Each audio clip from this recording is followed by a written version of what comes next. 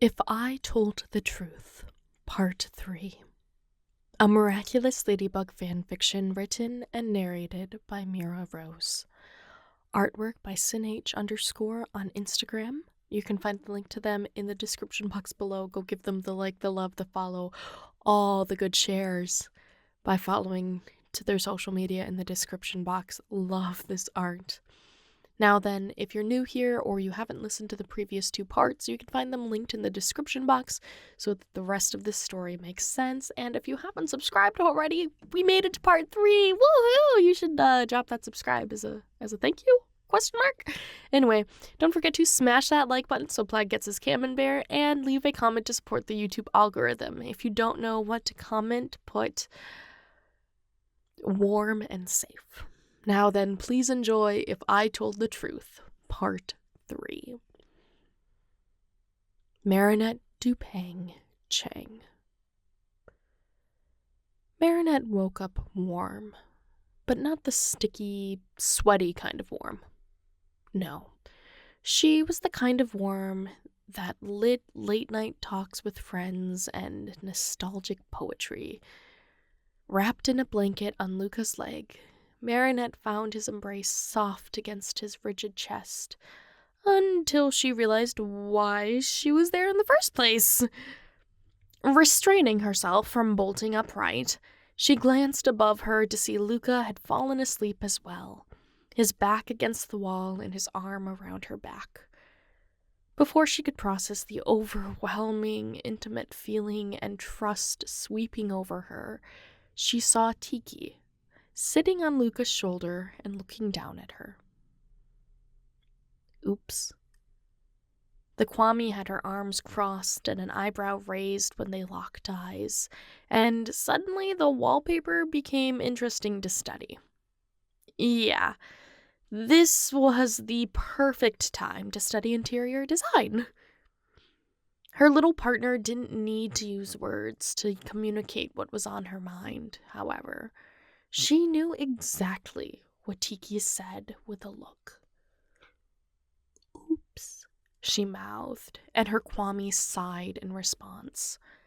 Sass flew in, raising a hand for a high five, and, when Tiki didn't return the gesture, moved on to settle in the hood of Luka's jacket Marinette wore. She probably should have talked this over with her first. Luka stirred at her sigh and looked down, eyes bleary as recognition buffered on his face. Once he recognized her, he let down a gentle smile, and Marinette felt the warm butterflies she trapped beat their wings against the netting. He knew. Someone knew. But most importantly, Luka knew. Luka knew, despite her better judgment, because she'd shown him. Luka knew now that all the dodged dates and broken promises weren't her choosing Adrian, at least, not recently, over him. Luka knew, hopefully, why she couldn't tell him sooner.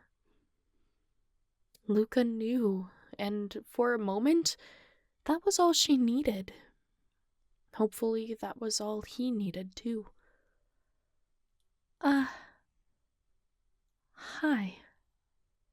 It was the first thing that came to her mind, and all of the confidence in the world couldn't and hadn't prepared her for the day someone found out her identity, even if it was to someone she'd chosen. Hi, he said, his arm around her back giving her a small squeeze. Have a good nap?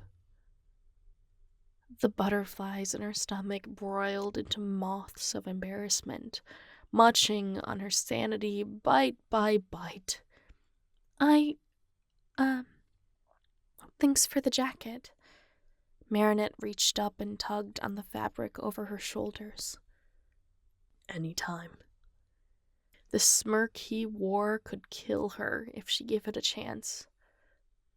Ladybug. Yep. She forced herself to meet his eyes. Ladybug. I don't suppose I could get away with calling you Bugaboo now, can I? The way his teeth peeked out from behind his grin let her know it was a joke, but she scowled anyway. Not if you want to live. That hefty a price?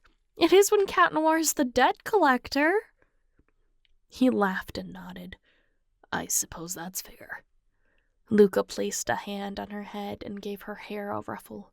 I'll have to find one on my own. And not Marinette, she half joked, matching his smile. Was she getting too much oxygen? Her head and heart felt light as she returned his laughter. Ladybug? He tossed her a wink and she rolled her eyes. Sounds like a song. If you'd like it. Luka brought a loose section of her hair to his lips and pressed them on, and Marinette felt her breath catch. This boy had her heart, and she'd never been able to be entirely truthful to him. Even now. Yes, she let him know she was Ladybug, but that was a hard truth she hadn't even dared to show and tell to anyone. But another truth she hadn't told him was how she really felt about him. How she wanted their future to be intertwined. Will you go out with me? She blurted, knowing if she thought about it, it wouldn't happen. For ice cream? He returned, not missing a beat as he held eye contact with her, hair still pressed to his lips. Oh, he was going to make her say it. Surely it wouldn't foul up the sweet air between them, but there was always that small chance, that voice nagging in the back of her mind that reminded her sugar can be mistaken for salt. Date me, Luka. The words were so plain and straightforward, especially for her, that his look of surprise must have matched her own, if only for a moment. His raised eyebrows melted down as a grin spread across his face. As you wish, he began, tilting up her chin to face him. Ma. The distance closed between them, and Marinette realized what was happening. She realized what was happening, and her face flushed and belly twisted, but not in embarrassment. By the time he spoke her name, her lips were on his, hands twisting into his hair to pull him closer. She felt him shudder and take in a breath.